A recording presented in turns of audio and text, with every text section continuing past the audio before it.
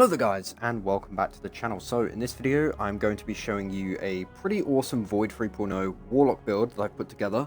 It's been quite a long time since I've done anything Void 3.0 for Warlock.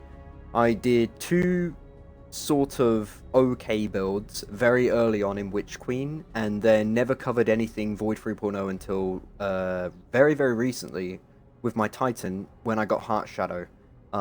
So yeah, it's been quite a while. I haven't really done anything Void 3.0-esque properly, but I've been really trying to build something great here, and I think I've finally done it. It took a while to really find the exotic and the gear necessary for this, so I hope you'll enjoy this. It's very awesome, it's very fun, and it utilizes every single aspect of Void 3.0 possible. So Void Overshield, Invis, Devour, Volatile, Suppression if you want to, everything. So yeah, let's get into this. Okay, so what this build revolves around is the Repulsor Brace perk on the new Trace Rifle, the Hollow Denial. We're going to be using this perk here because what it does is when you defeat a Void debuff target, you'll get a big Void Overshield for however many seconds it is base. All I know is that with everything combined, the enhanced trait and a fragment, it's 14 seconds, which is plenty of time, enough time to easily proc it again, and again, and again, and again, which is the whole point of the build, is to basically be unkillable, and make use of everything that Void 3.0 has to offer to really just shred through everything.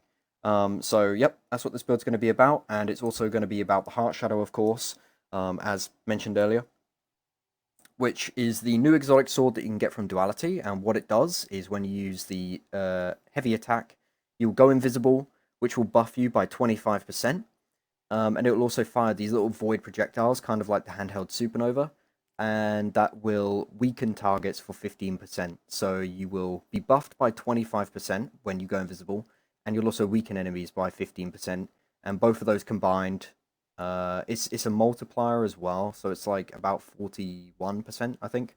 It's not like 40%, which is what you would expect it to be. It's a little bit higher than that.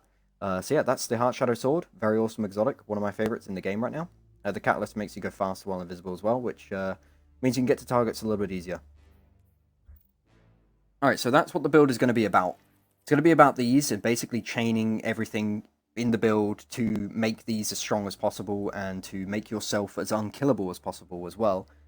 I do have lead from gold on my one, my Hollow Denial, purely for the fact that I am using double special. I also have lead from gold here, and I've spec'd my mods into getting sword ammo, and getting that sword ammo is going to give me ammo for both of these anyway, so I don't really have to go too heavy on the special stuff because everything here gets added here too.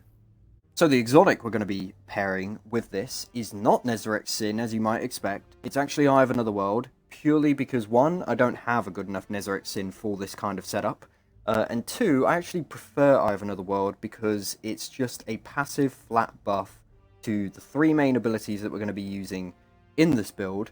Now I know Nezarec Sin is arguably better because we are using a lot of Void, but I don't know, I just prefer Eye of Another World.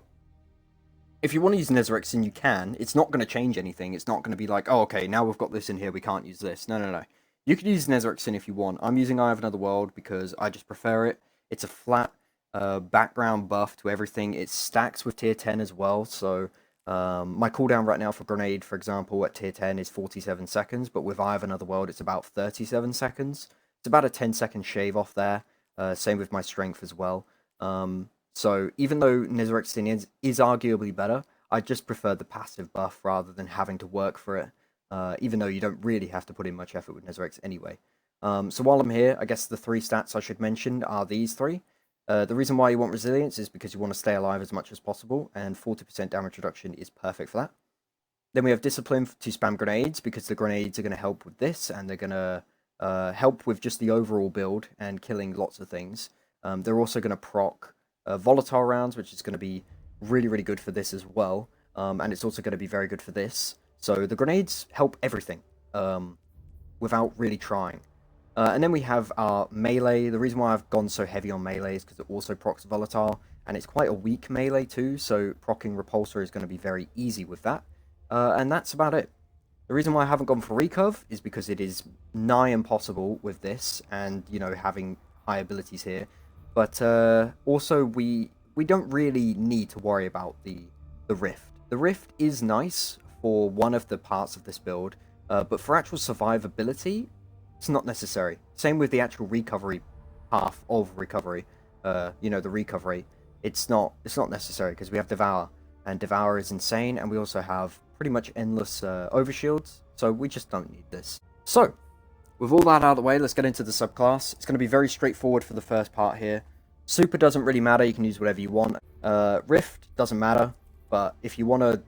I mean, the most useful Rift is technically Healing Rift, because you can put it underneath a boss and sword them, and not have to worry about dying, because you'll get a nice little overshield in the background. So, yeah. The melee is going to proc Volatile, which is going to be very nice for Repulsor Brace.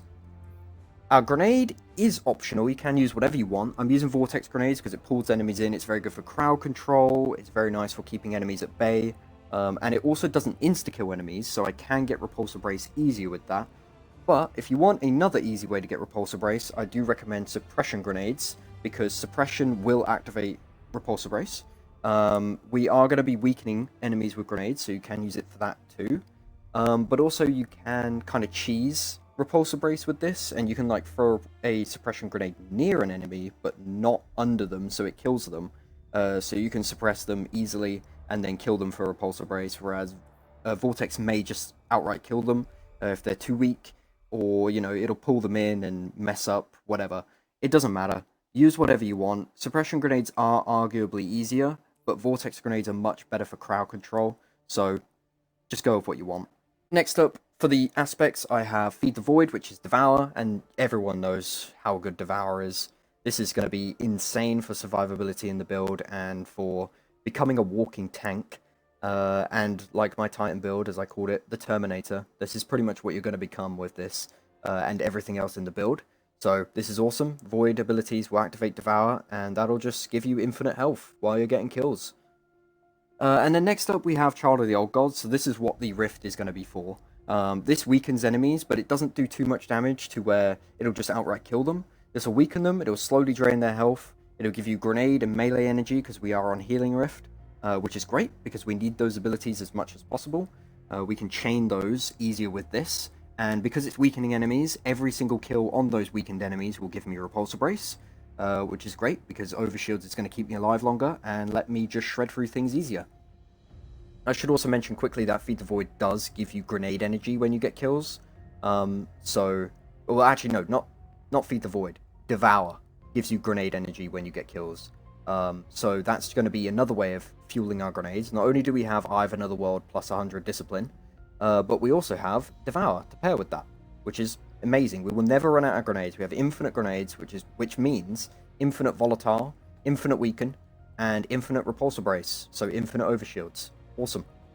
Now for the fragments, the first one is completely optional. I have this in here to maintain my triple 100s because I am using a minus 20 dis fragment. So to, you know, kind of counteract that and keep my stats intact, I went for this. It's mainly just here for stats, but you can use it as a way of being a little bit of a support character and helping your allies. Other than that, it's not really doing anything. So it's just there for stats. You can change this up if you want. Otherwise, whatever. And then I have Echo of Instability, which means we get volatile rounds when we kill enemies with grenades. As mentioned, we have infinite grenades, and our grenades will be killing things easy with crowd control included. And then, obviously, because we're getting volatile rounds from those grenades, we can tag enemies with the Trace Rifle to proc Repulsor Brace, because that works off of volatile rounds. Which means we get easier overshields that way too, as well as everything else. But then volatile rounds also will increase our sword's DPS exponentially. So again, not only are we weakening them and getting the 25% damage buff after going invisible, but we're also having volatile rounds increase my damage a lot. It increases the little orbs that come out. It'll activate there too, and it'll activate on every single hit with the sword, which is great. And then we have Echo of Undermining, which is, again, as mentioned, the weakening targets with grenades thing. This is going to tank my Discipline, which is why I had this in here. Technically, you could take this out, but I don't recommend it, because this is going to fuel Repulsor Brace easier, and it's also going to make killing enemies and weakening bosses easier. Of course, the sword does weaken, which is why you might not want to use this, but what you can do is throw this into a crowd. That's going to weaken the enemies, it's going to kill them very quickly, and then that's going to proc volatile rounds, and then you can use the sword to weaken a boss afterwards, and have volatile rounds to damage a boss, right? It's just going to make proccing volatile rounds for the sword easier.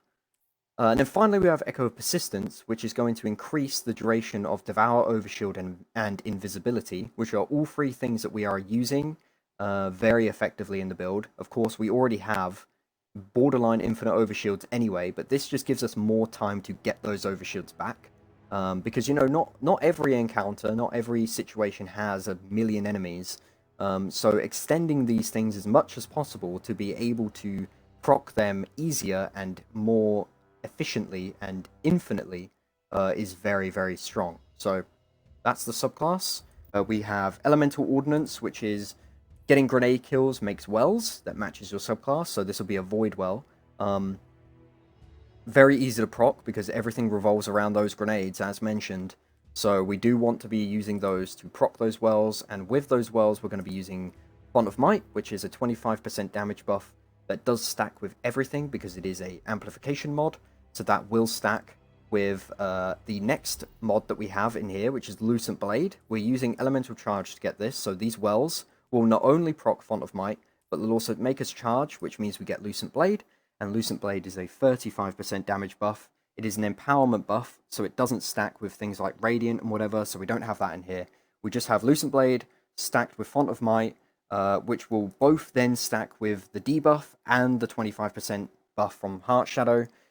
So not only are we chaining our abilities and getting infinite Devour, Overshield, and whatever, we also have a 15% debuff with our grenades and our sword, 25% buff on the sword itself, a 25% buff from Font of Might, and a 35% buff from Lucent Blade, all helping out the sword. So yeah, the sword will rival Lament in terms of power with this. I actually prefer it over Lament because of this. It's very easy to use. You're borderline unkillable because you have Overshields, you're Invis as well. If you want to panic escape, you can just go Invis and things will stop attacking you. It's awesome. I love this sword a lot. I really, really love this sword. I highly recommend farming for it and going for it, so you can enjoy this build to its full potential. It's awesome. But yeah, that's pretty much the build. Everything else is just for stats and to just kind of help out the sword, really. And, you know, survivability, resistances, reserves for the trace to make it more useful. We've got insulation for class ability. We've got utility kickstart for class ability because our recover's low, and just in case I want to use Child of the Old Gods more. I'm going to show some gameplay now of the build, showing off the, you know, overshields and how everything's going to work. Maybe a little bit of sword gameplay too. But yeah, let me know what you think of the build and what can be improved, and what you think of the Heartshadow and also Repulsor Brace perk as a whole.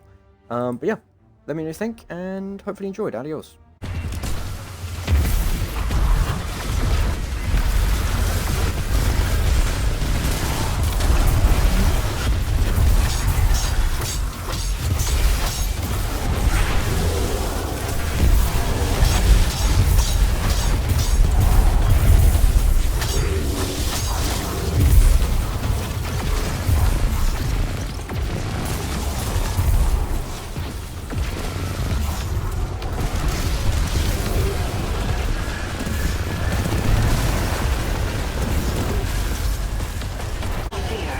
Destroy it as you have the others.